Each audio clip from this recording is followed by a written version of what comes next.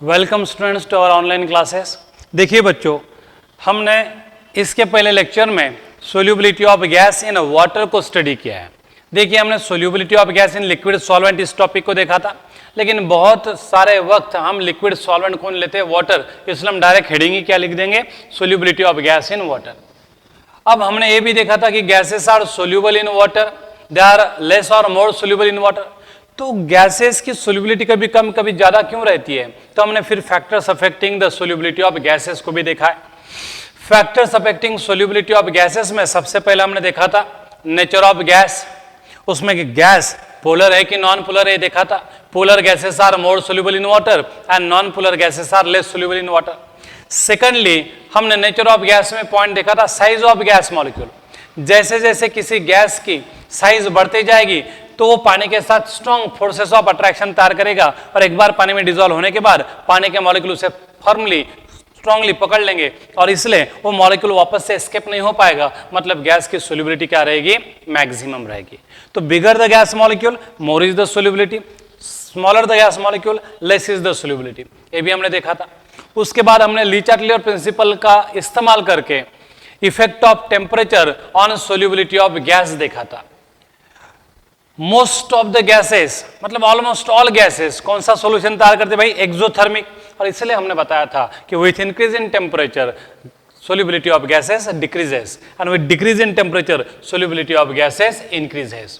तो जब भी कभी सॉल्यूशन का टेम्परेचर बढ़ेगा तो गैस की सोल्यूबिलिटी कम हो जाएगी, गैस सॉल्वेंट से निकलकर ऊपर आ जाएगा। और जब भी कभी हम टेम्परेचर कम करेंगे तो गैस की सोल्यूबिलिटी बढ़ जाएगी। हमने काइनेटिक एनर्जी के एस्पेक्ट्स को कंसीडर करके भी एक्सप्लेन किया था। जब जब हम हीट करेंगे सॉल्यूशन को, सारी हीट कौन अब्सॉर्ब करेगा, solvent and gas. Gas molecule अगर हीट अब्सॉर्ब करेगा तो उसकी काइनेटिक एनर्जी बढ़ेगी और वो एस्केप हो जाएगा सॉल्वेंट से, तो सोल्यूबिलिटी क्या हो जाएगी, कम हो जाएगी। तो हमने effect of temperature on solubility of gas देखा था। हाँ, इसमें मैंने आपको एक्सेप्शनल केसेस भी बताई थी। हाइड्रोजन एंड हीलियम जैसे गैसेज जो है वो सोल्यूबिलिटी बढ़ाते हैं विथ इंक्रीज इन टेम्परेचर। तो हमने कुछ गैसेस जैसे कि हाइड्रोजन है, हीलियम है, इनके लिए ऑब्जर्व किया कि with increase in temperature their solubility increases slightly. तो ये एक्सेप्शनल केसेस आपको ध्यान में रखना है। उसके बाद हमने देखा था effect of pressure on solubility of gas. तो हमने पॉइंट देखा था कि pressure has no effect on the solubility of solid solute और liquid solute in a liquid solvent. Significant effect नहीं दिखाई देगा। लेकिन जब गैस की बात आती है तो गैस के सोल्यूबिलिटी पर प्रेशर का अच्छा खासा इफेक्ट होता है और वो सिग्निफिकेंट इफेक्ट दिखाई मतलब होता है, दिखाई देता है। जाणवण्या इतपत तो आपल्याला इफेक्ट बघायला मिळतो। तो हमने अगेन ली चाटलियर प्रिंसिपल का इस्तेमाल किया था। जब जब हम गैस पर का प्रेशर बढ़ाएंगे, मतलब सॉल्यूशन पर का प्रेशर बढ़ाएंगे, तो बढ़ाए हुए प्रेशर को कम करने के लिए गैस क्या होगा, सॉल्वेंट में चला जाएगा, मतलब मोर एंड मोर डिसॉल्व होगा। बराबर है। तो with increase in pressure solubility of gas increases and with decrease in pressure, तो जब हम सॉल्यूशन के ऊपर का प्रेशर कम करेंगे तो जैसे हमने प्रेशर कम किया तो उस कम होने वाले प्रेशर को बढ़ाने के लिए जो गैस डिसॉल्व था सॉल्वेंट के अंदर, वो सॉल्वेंट के बाहर आएगा। बाहर सॉल्वेंट के बाहर अमाउंट ऑफ गैस बढ़ेगी तो उसने एक्सर्ट किया हुआ प्रेशर भी बढ़ेगा। तो जब हम प्रेशर कम करने की सोचेंगे तो गैस की सोल्यूबिलिटी कम होगी, और जब हम प्रेशर को बढ़ाते हैं तो सोल्यूबिलिटी ऑफ गैस भी क्या होगी, बढ़ेगी। तो ये हमने देखा था इसके पहले लेक्चर में, तो आपने देखा होगा वो, वापस से आप एक बार वो लेक्चर देख सकते हैं। अब हमें क्वांटिटेटिवली जाना है।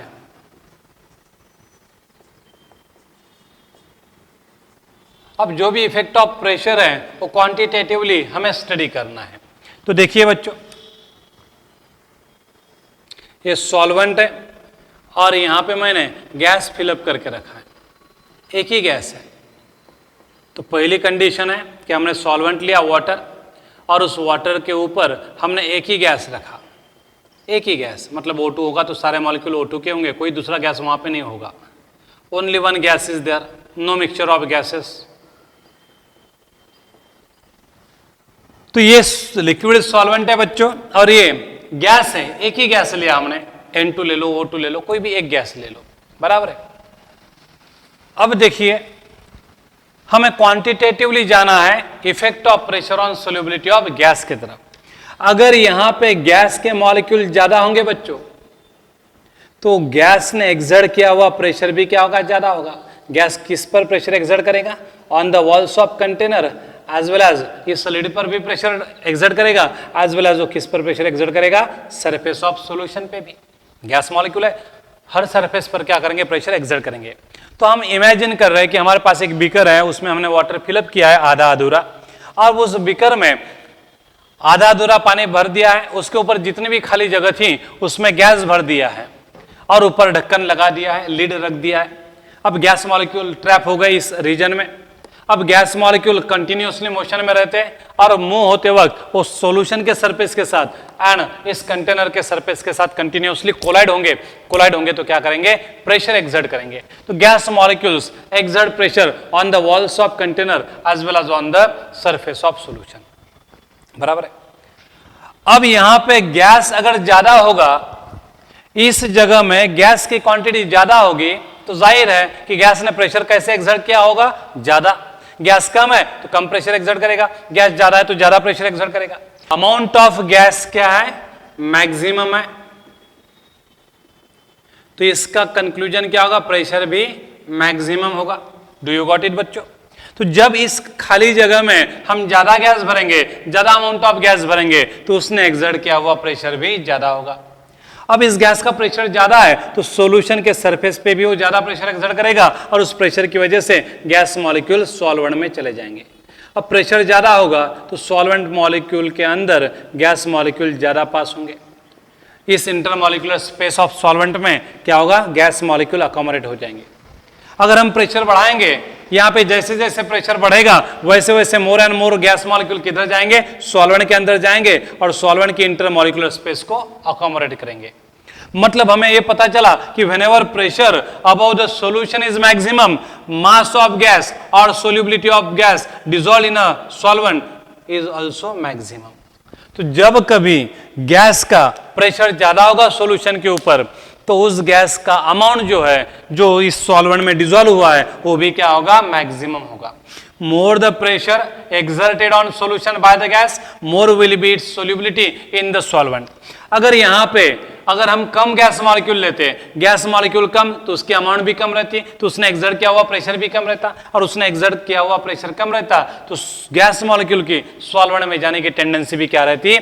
कम रहती है। तो मास of gas dissolve per unit volume हम m से भी रिप्रेजेंट कर सकते हैं या फिर s से भी रिप्रेजेंट कर सकते हैं। तो मास of gas dissolve per unit volume हम m से भी रिप्रेजेंट कर सकते हैं या फिर s से भी रिप्रेजेंट करते हैं। m यानी मास of gas dissolve per unit volume, उसे हम सोल्यूबिलिटी भी कहते हैं। बराबर है। तो हमें ध्यान में आया कि whenever the amount of gas is more, it will exert more pressure, and whenever gas exert more pressure, its solubility in the solvent will be maximum. अगर amount of gas कम है, अब इसका उल्टा हो जाएगा, amount of gas मिनिमम है, तो उसने एक्सर्ट किया हुआ प्रेशर भी क्या होगा? मिनिमम होगा। और उसने प्रेशर मिनिमम एक्सर्ट किया, यहाँ पे गैस की अमाउंट ही कम है, यहीं पे गैस कम है, तो सॉल्वेंट में भी डिसॉल्व क्या होगा? कमी होगा। इसलिए मास of gas dissolve per unit volume और सोल्यूबिलिटी क्या रहेगा? मिनिमम रहेगा। समझ में? तो जब जब हम सॉल्यूशन के ऊपर गैस का प्रेशर बढ़ाएंगे तो सोल्यूबिलिटी ऑफ गैस बढ़ेगी, और जब जब हम प्रेशर कम करेंगे सोल्यूबिलिटी ऑफ गैस कम होगी। तो यहाँ पे सॉल्वेंट था और एक ही गैस था, तो जो भी प्रेशर एक्सर्ट होगा वो पूरा का पूरा कौन एक्सर्ट करेगा? ये अकेला गैस ही। उसका 100% कंट्रीब्यूशन होगा टोटल प्रेशर में। मतलब अगर कोई गैस वहां पे 10 एटमॉस्फेयर का प्रेशर एक्सर्ट कर रहा, तो यहाँ पे एक ही गैस है, तो पूरा का पूरा प्रेशर उस गैस ने एक्सर्ट किया है, दूसरा कोई कंट्रीब्यूट करने के लिए है क्या वहां पे? नहीं। तो there is only one gas, इसलिए whole and sole contribution total pressure में कौन करेगा? यही गैस करेगा। तो इस गैस का प्रेशर जितना ज्यादा उतना उसकी सोल्यूबिलिटी ज्यादा रहेगी, और प्रेशर जितना कम उसकी सोल्यूबिलिटी क्या रहेगी? कम। तो यही ऑब्जर्व किया था हेनरी ने, और हेनरी ने ऑब्जर्व करके एक स्टेटमेंट दिया था, effect of pressure on solubility of gas, और उसी स्टेटमेंट को हम किस नाम से जानते हैं? हेनरीज लॉ के स्टेटमेंट से जानते हैं। तो हेनरीज लॉ का कहना क्या है? तो यही जो अभी हमने ऑब्जर्व किया है, mass of gas dissolve per unit volume और solubility of gas is directly proportional to the pressure of gas applied over the solution. बराबर है। तो हेनरी ने ऑब्जर्व किया कि जब जब गैस का प्रेशर ज्यादा रहेगा तो सोल्यूबिलिटी ऑफ गैस भी ज्यादा रहेगी, और जब जब प्रेशर कम रहेगा तो सोल्यूबिलिटी भी क्या रहेगी, कम। यही एक एग्जांपल देख लेते हैं। जब आप थम्सअप पीने जाते हो, थम्सअप की बोतल, उसका ढक्कन लगा हुआ है, उसके अंदर क्या CO2 अंडर प्रेशर डिसॉल्व किया हुआ है, बराबर है। उसकी टेस्ट लगती है, उस टेस्ट के लिए हम उसके अंदर क्या करते हैं, CO2 डिसॉल्व करते हैं, और अंडर प्रेशर वो CO2 डिसॉल्व रहता है। जब हम उस कैप को खोलते हैं, जैसे हम कैप को खोलते हैं तो प्रेशर कम हो जाता है, 1 एटमॉस्फेरिक प्रेशर की इतना हो जाता है, तो अंदर के बहुत सारे गैस मॉलिक्यूल बबल के फॉर्म में ऊपर जाते हुए दिखाई देते हैं। तो as soon as pressure is lowered, what happens, solubility of gas decreases. वही अगर मैंने लिक्विड वाटर के ऊपर प्रेशर बढ़ाया तो CO2 की सोल्यूबिलिटी क्या होगी, बढ़ेगी। तो यही ऑब्जर्वेशन को हेनरी ने शब्दों में बता दिया, और उसी को हम क्या कहते हैं, हेनरीज लॉ। तो क्या कहेंगे, लेकिन इस हेनरीज लॉ के लिए क्या चाहिए, टेम्परेचर कांस्टेंट चाहिए। तो at constant temperature solubility of gas और mass of gas dissolve per unit volume is directly proportional to the pressure of gas applied over the solution. इस स्टेटमेंट को बच्चों हम क्या बोलते हैं, हेनरीज लॉ बोलते हैं। एक बार वापस से ध्यान से देखो क्या है Henry's law. Henry's law states that at constant pressure, mass of gas dissolved per unit volume or solubility of gas is directly proportional to the pressure of gas above the solution. अब यहाँ पे proportionality की sign है, हम वो हटाएंगे तो वहां पे क्या करना पड़ेगा, एक कांस्टेंट ऑफ प्रोपोर्शनलिटी रखना पड़ेगा, लेट दैट बी K। तो हमें क्या मिलेगा, M is equal to KP मिलेगा। तो where M is mass of gas dissolve per unit volume, mass amount of gas को हम मोल में एक्सप्रेस करते हैं, और यूनिट वॉल्यूम जनरली हम 1 लीटर लेते हैं। तो मोल पर लीटर ये किसका नाम हुआ भाई, मोलैरिटी का। तो इसलिए मैं M के जगह पे कभी कभार S भी लिख सकता हूं। तो S यानी सोल्यूबिलिटी इन मोल पर DM क्यूब। तो S इज इक्वल टू क्या आएगा भाई, S is equal to KP या M is equal to KP। M and S one and the same है। M बोला तो आपको क्या बोलना पड़ेगा, mass of gas dissolve per unit volume, and S बोला तो क्या बोलना पड़ेगा, सोल्यूबिलिटी ऑफ गैस। सोल्यूबिलिटी बोल दिया तो सब कुछ आ गया उसमें। तो इस तरह से हम हेनरीज लॉ के ऑब्जर्वेशन को मैथमेटिकली रिप्रेजेंट कर सकते हैं। समझ में आए? तो Henry's law states that at constant temperature mass of gas dissolved per unit volume or solubility of gas is directly proportional to the pressure of gas applied over the solution. अब what is K? अब K constant of proportionality है, उसको कैसे define करेंगे? तो when pressure is of 1 atmosphere then solubility is equal to क्या है, K है। solubility क्या है, K है, बराबर है ना। तो यस यानी दूसरा तीसरा क्या है, K की वैल्यू आएगी। तो how can we define K? तो K को डिफाइन करने के लिए हमें कुछ तो भी स्पेसिफिक कंडीशन लेनी पड़ेगी। तो हमने प्रेशर को 1 एटमॉस्फेयर लिया, P की वैल्यू 1 है, तो S is equal to K into 1, तो S इज इक्वल टू क्या रहेगा, K। तो K दूसरा तीसरा कुछ नहीं है, सोल्यूबिलिटी ऑफ गैस है at 1 atmospheric pressure in a given solvent. तो how can you define K? तो हम इस कांस्टेंट ऑफ प्रोपोर्शनलिटी को कैसे डिफाइन कर सकते हैं? Constant of proportionality in Henry's law is defined as the solubility of gas in a given volume of solvent at 1 atmospheric pressure and constant temperature. तो इस तरह से हम क्या कर सकते हैं, K को डिफाइन कर सकते हैं। तो K यानी दूसरा तीसरा कुछ नहीं है, सोल्यूबिलिटी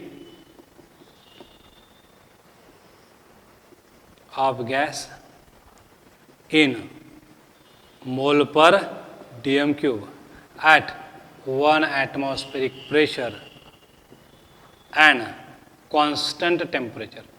समझ में आया बच्चों? तो इस तरह से हम K को डिफाइन कर सकते हैं। तो this constant of proportionality is defined as the solubility of gas in mole per DM cube at 1 atmospheric pressure and constant temperature। तो इस तरह से हम हेनरीज कांस्टेंट को डिफाइन कर सकते हैं। तो इसे क्या बोला जाता है भाई, हेनरीज लॉ में का कांस्टेंट है, इसलिए इसे हेनरीज कांस्टेंट भी बोला जाता है। किस नाम से जाना जाता है इसे? हेनरीज कांस्टेंट के नाम से भी जाना जाता है। तो यह है हेनरीज लॉ। बहुत ही सिंपल है इसका स्टेटमेंट। लेकिन ये सिंपल क्यों है? क्योंकि हमने सॉल्वेंट के ऊपर सिर्फ एक ही गैस को कंसीडर किया था। अब सॉल्वेंट के ऊपर एक ही गैस होगा ऐसा नहीं है, सॉल्वेंट के ऊपर हम 3-4 गैस भी रख सकते हैं। O2 है, N2 है, CO2 है, NH3 है। फिर उस वक्त गैस की सोल्यूबिलिटी किस पर डिपेंड रहेगी? तो ये समझ में आ गया। तो हमने quantitatively solubility of gas and pressure of gas का रिलेशन देखा है, और उसी रिलेशन को हम किस नाम से जानते हैं? हेनरीज लॉ के नाम से जानते हैं। तो पहला पॉइंट उसमें का देख लिया हमने, solubility of only one gas in a given solvent, तो यहाँ पे सिर्फ एक ही गैस मॉलिक्यूल, एक ही टाइप के गैस मॉलिक्यूल थे, तब हम ये फॉर्मूला यूज करेंगे m is equal to Kp या फिर S is equal to Kp, where S is solubility of gas in mole per radium cube, K is Henry's constant and P is the pressure of gas. देखिए यहाँ पे P क्या है, pressure of gas above the solution है। अब समझो हमारे पास solvent है एक और गैसेस एक से ज्यादा है, मतलब मैंने एक बीकर लिया और इस बीकर में सॉल्वेंट लिया और फिर आधा बीकर खाली है, इस खाली बीकर में मैंने 3-4 प्रकार के अलग अलग गैसेस क्या कर लिए हैं, ऐड कर लिए हैं।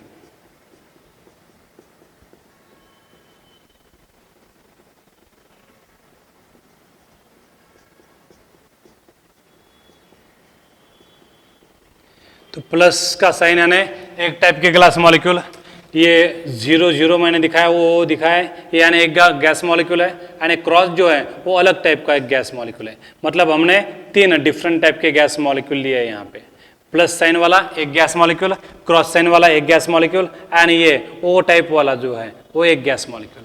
सॉल्वेंट एक है लेकिन गैसेस कितने लिए, हमने 3 लिए। अब क्या होगा बच्चों, अब यहाँ पे तो एक नहीं 3 गैसेस है। अब 3 गैसेस में से किसकी सोल्यूबिलिटी ज्यादा रहेगी, या तीनों एक जैसे सोल्यूबल होंगे? तो जब हम एक ही सॉल्वेंट में एक से ज्यादा गैस डिसॉल्व करते हैं साइमल्टेनियसली, तब हमने ऑब्जर्व किया कि हर गैस की सोल्यूबिलिटी एक जैसी नहीं रहती, कोई गैस ज्यादा सोल्यूबल रहता तो कोई गैस क्या रहता है, कम सोल्यूबल रहता। ऐसा क्यों, ऐसा क्यों होगा? तो देखिए, समझो एक कंपनी हमने तैयार की और एक कंपनी तैयार की और कंपनी तैयार की, तो जाहिर है कि उसके लिए बहुत सारी इन्वेस्टमेंट करनी पड़ेगी। समझो उस कंपनी तैयार करने के लिए हमें कितने करोड़ लगे, 100 करोड़ लगे। अब 100 करोड़ मेरे पास नहीं थे और 100 करोड़ आपके पास भी नहीं थे, फिर कंपनी तो डालनी है, कंपनी कैसे डालेंगे, इतना पैसा तो अपने पास नहीं है, तो हम क्या करेंगे, पार्टनर्स ढूंढेंगे। तो मैंने भी वही किया कि भाई मुझे 100 करोड़ की कंपनी तैयार करनी है लेकिन मेरे पास 100 करोड़ नहीं है, तो मैं पार्टनर ढूंढूंगा। तो मेरे पास कितना है, 40 करोड़ है, 1 यानी मैं हूं, और मेरे पास कितना है, 40 करोड़ से। लेकिन 40 करोड़ से कंपनी शुरू नहीं होगी और 60 करोड़ का मैं अगर लोन लेता हूं तो उसके हफ्ते फेडेगा कौन, बराबर, उसके हफ्ते फिलअप करेगा कौन? लोन को हमें हर महीने उसकी किस्त जो रहती है वो भी तो चुकानी पड़ेगी। 60 करोड़ की कितनी आएगी, बहुत ज्यादा आएगी, तो इसलिए हम लोन लेने के पक्ष में नहीं है। अब हमने सोचा कि बैंक से लोन लेने से अच्छा है पार्टनर ही बनाए किसी को। तो मैंने आपको पूछा, तो 2 नंबर का एक बच्चा था अपने बैच में, बहुत ही रईस था घर से। मैंने पूछा कि भाई ऐसी ऐसी कंपनी बहुत मुनाफा होगा, बता तेरी मतलब इच्छा है क्या मेरे साथ पार्टनरशिप करने के लिए? उसने कहा कि सर मैं भी बिजनेस ढूंढना चाहता था, अच्छा हुआ आप मिले, लेकिन मेरे पास 100 करोड़ तो नहीं है, लेकिन मेरे पास क्या है, 20 करोड़ है। उसने उसके 20 करोड़ लिए, 20 करोड़ के साथ हो आया। अब कितने हो गए हमारे पास, 60 करोड़। अभी 40 करोड़ की कमी है। तो मैंने तीसरे बच्चों को पूछा, क्यों भाई आप में से कोई है? तो तीसरा बच्चा खड़ा हुआ कि सर मैं भी आ जाता हूं, वो भी रिच घर से था। उसने कहा कि ठीक है कोई हरकत नहीं, मैं 30 करोड़ रुपए क्या करूंगा, इन्वेस्ट करूंगा। अब 30 और 20 50 और 40 हो गए 90 करोड़ की व्यवस्था हो गई। अभी भी 10 करोड़ कम गिर रहे। मैंने और पूछा कोई है भाई? तो एक लड़का अपने क्लास का उठकर खड़ा हुआ कि ठीक है सर, मैं इन लोगों की इतना तो नहीं, आपकी इतना तो नहीं, लेकिन थोड़ा बहुत जितना होता है मेरे से करूंगा और मैं 10 करोड़ की इन्वेस्टमेंट करूंगा। अब ऐसे हम 4 पार्टनर तैयार हुए। 4 पार्टनर तैयार होकर 100 करोड़ रुपए जमा किए और 100 करोड़ रुपए जमा करके हमने कंपनी डाल ली। अब कंपनी भी बहुत जोर शोर से चल रही है, बहुत अच्छा हमें क्या मिला, सपोर्ट मिला लोगों का, बहुत ज्यादा हमें सक्सेस मिला पहले ही साल, और इसलिए मुनाफा भी बहुत ज्यादा हुआ। अब मुनाफा हुआ हमें 40 करोड़ का। मुनाफा कितने का हुआ, 40 करोड़ का। पहले ही साल में मुनाफा, बहुत अच्छी चली कंपनी हमारी, हमने जो भी प्रोडक्ट बनाया था वो बहुत सक्सेसफुल रहा, लोगों को बहुत पसंद आया, इसलिए हमें मुनाफा भी बहुत ज्यादा हो गया। अब 40 करोड़ का क्या हो गया, हमें मुनाफा हो गया। अब 40 करोड़ का मुनाफा होगा तो हमें मिल बांट के खाना है, तो मिल बांट के कैसे खाएंगे? तो ये जो चौथा बच्चा था उसने कहा कि सर हम चारों लोग पार्टनर हैं, और चारों लोग पार्टनर है तो जो भी मुनाफा होगा वो इक्वली बांट लेते हैं। आप 10 करोड़ ले लो, इसको भी 10 दे दो, इसको भी 10 दे दो और मेरे को भी 10 दे दो, बराबर है। इस तरह का हम क्या करेंगे, मुनाफे को बांट लेंगे। क्या आप मेरे जगह पे होते तो 10 करोड़ लेते, 40 करोड़ इन्वेस्ट करके आप 10 करोड़ लेते? मुनाफा हुआ है हमें 40 करोड़ का, अब 1 साल के बाद हमें वो मुनाफा बांट लेना है तो किस तरह से बांटेंगे? इक्वली बांटेंगे। तो मैं मायूस हो जाऊंगा, यार मैंने 40 करोड़ इन्वेस्ट किए थे और मुझे मिले 10, और इसने 10 के बदले में 10 मिले, इसको तो बहुत ज्यादा मिले पैसे, इसको जितने इन्वेस्ट किए थे उतने मिले, मुझे तो जितने इन्वेस्ट किए थे उससे 1/4 ही मिले। अब ये आदमी, ये तीनों मायूस हो जाएंगे, इस तरह का मुनाफा बांटा नहीं जाएगा। वो बोलेंगे कि फिर मुनाफा किस तरह का बांटना है? तो जिसका जितना इन्वेस्टमेंट होगा उस प्रोपोर्शन में उसे क्या मिलना चाहिए? मुनाफा मिलना चाहिए। अब मैंने 100 में से 40 करोड़ इन्वेस्ट किए, मतलब 100 में से 40% मेरा इन्वेस्टमेंट है, तो मुनाफे में भी मेरा 40% का क्या होना चाहिए? हिस्सा होना चाहिए। ये बोलेगा मैंने 20% इन्वेस्टमेंट किया, तो मुनाफे में भी मेरा क्या होना चाहिए? 20% होना चाहिए। ये बोलेगा कि मैंने 30 करोड़ इन्वेस्ट किया 100 में, तो फिर मेरा मुनाफे में भी कितना होना चाहिए? 30 करोड़ होना चाहिए। और इसने 10 करोड़ किया है तो इसको 10% ही मुनाफा होना चाहिए। इसलिए 40 करोड़ में के 40%, 40 के 40% कितने होते हैं? 16 करोड़। तो 16 करोड याला भेटायला पाहिजे। 20%, 40 करोडचे 20% किती होतात रे? 8 करोड. तर याला 8 करोड मिळायला पाहिजे. 30 करोड म्हणजे त्याला 30% इन्व्हेस्टमेंट केली होती, तर त्याला 40च्या 30% काय मिळाला पाहिजे? मुनाफा भेटायला पाहिजे. 40 का 30% कितना होता भैया? 12 करोड़ होता है. और 100 में से 10 करोड़ इन्हें इसमें इस बच्चे ने इन्वेस्ट किए थे, 100 में से 10, तो इसका इन्वेस्टमेंट हुआ 10%, तो उसके मुनाफे में भी क्या होना चाहिए? 10%. तो इसको फाइनली कितना मिलना चाहिए? 4 करोड़. अब ऐसा किया तो सब लोग खुश हो जाएंगे. क्यों? क्योंकि उनको बराबर उतना मुनाफा मिला जितना उन्होंने इन्वेस्ट किया था. 40% वाले को 40% मुनाफा, 20% वाले को 20% मुनाफा, 30% वाले को 30% मुनाफा, 10% वाले को 10% मुनाफा.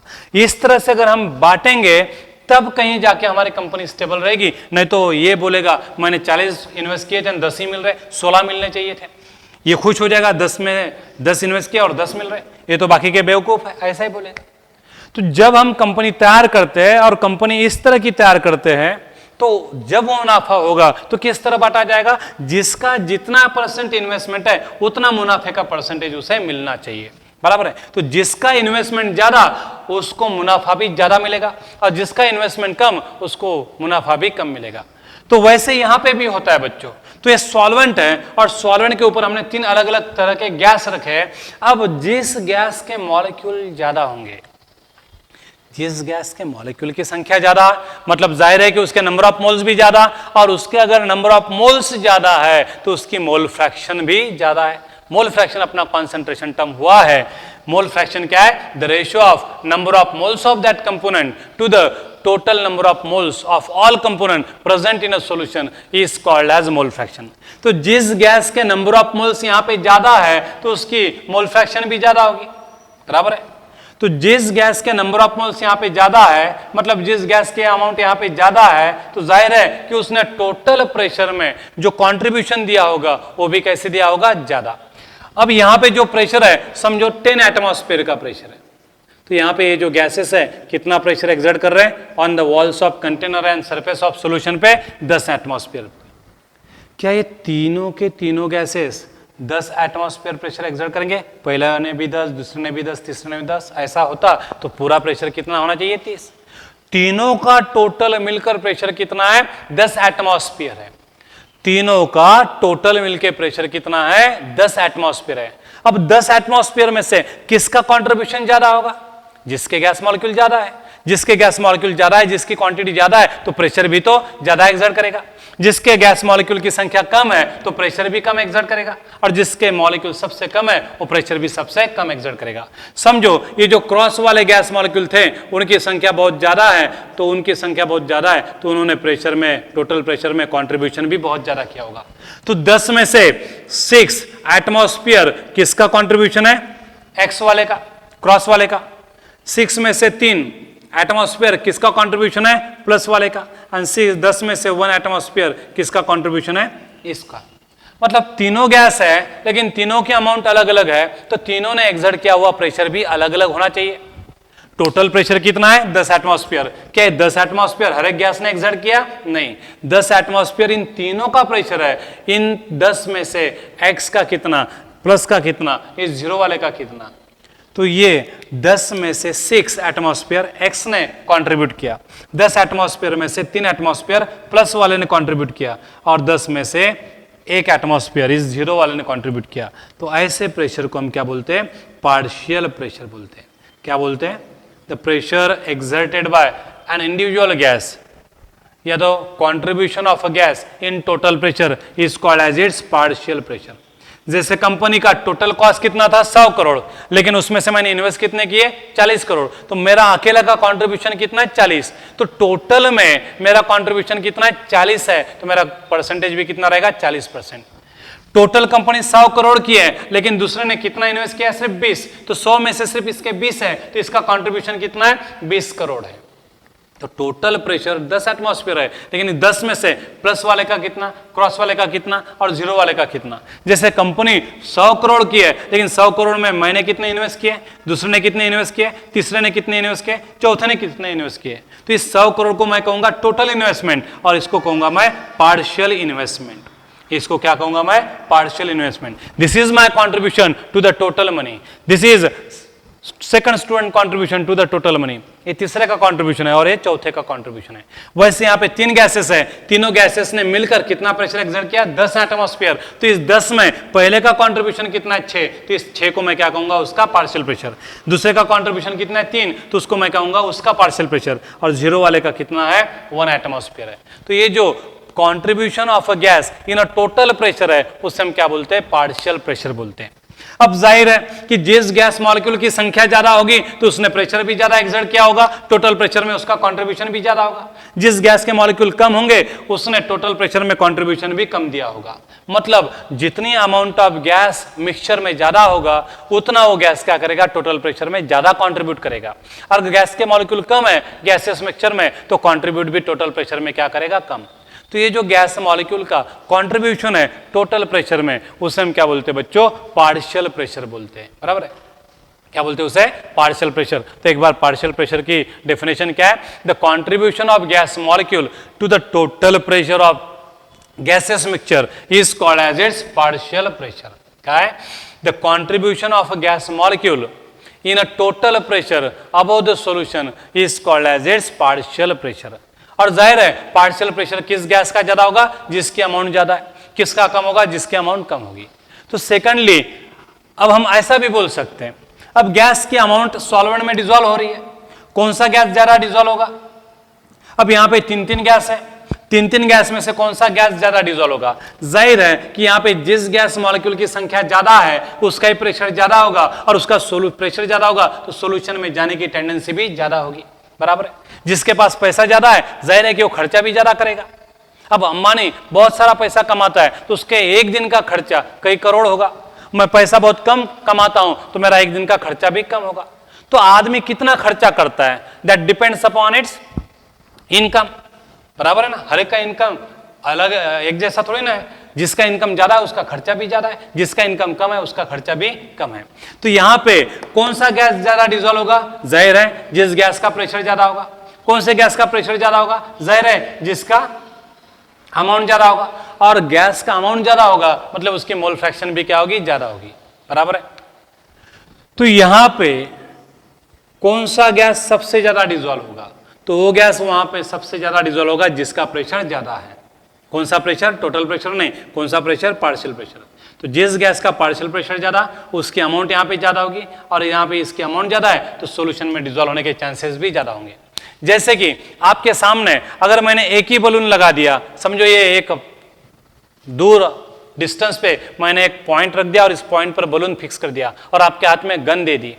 अब 100 मीटर डिस्टेंस पर से आप इस बलून को हिट करने जा रहे हैं, तो बलून हिट होने का पॉसिबिलिटी कितना होगा? बहुत कम, क्योंकि गन आज पहली बार आपने हाथ में पकड़ी है।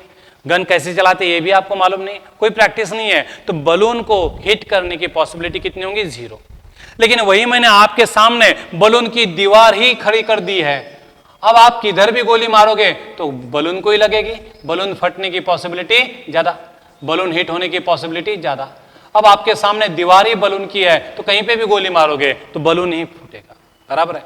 क्योंकि वहां पे आपके सामने बहुत सारे बलून है, कहीं पे भी निशाना लगाओ, नहीं निशाना लगाए तो भी बलून फटने वाला है, क्योंकि पूरी दीवार ही बलून से बनी हुई है। लेकिन इस ग्रीन बलून की दीवार में मैंने एक येलो बलून रख दिया, ये सारे ग्रीन बलून हैं, और मैंने कहा कि इस येलो बलून को आपको हिट करना है, तो क्या आप इस येलो बलून को हिट कर पाओगे? पॉसिबिलिटी कितनी होंगी? कम। लेकिन यही सारे बलून ग्रीन है, तो ग्रीन बलून को मैंने हिट करने के लिए बोला, तो ग्रीन बलून को हिट करने की पॉसिबिलिटी कितनी होंगी? ज्यादा, क्योंकि कहीं पे भी मार दो गोली, ग्रीन बलून को ही लगेगी, वो फूटेगा। तो ग्रीन बलून फूटने की पॉसिबिलिटी ज्यादा है क्योंकि उसकी संख्या वहां पे ज्यादा है। ग्रीन बलून हिट होने की पॉसिबिलिटी ज्यादा है क्योंकि उसकी वहां पे संख्या ज्यादा है, अमाउंट ज्यादा है। येलो बलून की हिट होने की पॉसिबिलिटी कम है क्योंकि वहां पे संख्या उसकी कम है। वैसे ही जिस गैस मॉलिक्यूल की संख्या यहाँ पे ज्यादा है उसका प्रेशर भी ज्यादा होगा, उसका प्रेशर ज्यादा होगा तो उसकी डिजोल्व होने की कैपेसिटी भी ज्यादा होगी, उस गैस की सोल्युबिलिटी भी ज्यादा रहेगी। तो यहाँ पे हम सोल्युबिलिटी ऑफ गैस किस में एक्सप्रेस करेंगे? मोल फ्रैक्शन में। देखो यहाँ का गैस नहीं बोल रहे हम, यहाँ का गैस बोल रहे हैं, डिजोल्व गैस की बात कर रहे हैं। तो कौन सा गैस सबसे ज्यादा डिजोल्व होगा? वो गैस जिसका पार्शियल प्रेशर ज्यादा होगा, बराबर है। That gas will be more soluble whose partial pressure is more and that gas will be less soluble whose partial pressure is less. तो हेनरीज लॉ का एक दूसरा पैरेलल स्टेटमेंट मैं बना सकता हूं। कैसे? तो इधर देखिए, तो मैं हेनरीज लॉ का एक पैरेलल स्टेटमेंट बनाता हूं। मोल फ्रैक्शन ऑफ डिजोल्व गैस, मैं कौन से गैस की बात कर रहा हूं? डिजोल्व गैस की। कौन सा गैस सबसे ज्यादा डिजोल्व होगा? वो गैस जिसका पार्शियल प्रेशर सबसे ज्यादा होगा। ये P यानी टोटल प्रेशर नहीं, ये P यानी क्या है? पार्शियल प्रेशर, और X यानी क्या है? Mole fraction of dissolve gas. ये X क्या है भाई? मोल fraction of dissolve soluble gas की बात कर रहे हैं हम। एंड P क्या है? Partial pressure of that gas. तो हेनरी ने ऑब्जर्व किया mole fraction of gas dissolve in a solution is directly proportional to the partial pressure of gas in a vapour phase. अब डिसॉल्व गैस प्रेशर एक्सर्ट नहीं करता बच्चों। कौन सा gas pressure exert करेगा? जो सॉल्यूशन के ऊपर है। तो जिस गैस का पार्शियल प्रेशर यहां पे ज्यादा होगा, ये वेपर फेज में है गैस, अभी डिसॉल्व थोड़ी ना हुआ है, तो जिस गैस का वेपर फेज में मतलब इस रीजन में प्रेशर ज्यादा होगा वही गैस क्या होगा? सॉल्वेंट में ज्यादा डिसॉल्व होगा। इसलिए हमने स्टेटमेंट क्या किया? Mole fraction of gas dissolve in a solution is directly proportional to the partial pressure of gas in a vapour in a vapour phase. समझ में? तो वेपर फेज में जिस गैस का पार्शियल प्रेशर ज्यादा होगा उस गैस की सोल्यूबिलिटी क्या होगी? ज्यादा होगी सॉल्यूशन में। तो एक बार स्टेटमेंट को, हेनरीज लॉ के दूसरे स्टेटमेंट को अच्छे से देख लो। Mole fraction of gas dissolve in a solution is directly proportional to the partial pressure of that gas in vapour phase. तो जिस गैस की क्वांटिटी इस रीजन में ज्यादा है उसकी सोल्यूबिलिटी लिक्विड सॉल्वेंट में क्या होगी? ज्यादा होगी। तो एक बार स्टेटमेंट वापस मैं बताता हूं। Henry's law states that at constant temperature, mole fraction of gas dissolved in a solution is directly proportional to the partial pressure of that gas in a vapor pressure. बराबर है? अब इसको हम सॉल्व करेंगे। तो x is directly proportional to P है, तो x is equal to क्या होगा रे? Kp होगा। तो P is equal to क्या होगा रे? 1/k into x होगा। बट 1/k, अब k कांस्टेंट है तो उसका रेसिप्रोकल भी क्या होगा? कांस्टेंट होगा। And let the reciprocal of constant is kh। तो मैं यहाँ पे लिख सकता हूँ P is equal to kh into x। तो ये इक्वेशन कब यूज करना है बच्चों आपको? जब सॉल्यूशन के ऊपर एक से ज्यादा गैसेस होंगे। और ये इक्वेशन कब यूज करना है आपको? जब सॉल्यूशन के ऊपर सिर्फ एक ही गैस होगा। Do you got it? जब सॉल्यूशन के ऊपर एक ही गैस होगा तो S equal to Kp, and जब सॉल्यूशन के ऊपर एक से ज्यादा गैस होंगे तो ये इक्वेशन आपको यूज करना है। तो P equal to KH into x, where KH is called as Henry's constant. इस KH को हम क्या बोलते हैं बच्चों? हेनरीज कांस्टेंट बोलते हैं। समझ में? तो मोल fraction of gas dissolve in a solution is directly proportional to the partial pressure of that gas in vapor phase। बराबर है? in vapor phase। तो प्रेशर चाहिए वेपर फेज का और x मोल फ्रैक्शन चाहिए डिसॉल्व गैस की। समझ में आया? तो इस तरह से हम बच्चों हेनरीज लॉ का सेकंड स्टेटमेंट भी देख लेते हैं। बराबर है? तो दो पॉसिबिलिटीज हमने देखी है, solution of only one gas and solution of mixture of gases. तो मिक्सचर ऑफ गैसेस के लिए P equal to KH into x, ये फॉर्मूला यूज करना है आपको। And mixture of only one gas के लिए S इज इक्वल टू क्या करना है? Kp, ये फॉर्मूला यूज करना है। ठीक है? तो आज हम यहाँ पे रुक जाते हैं बच्चों। Thank you.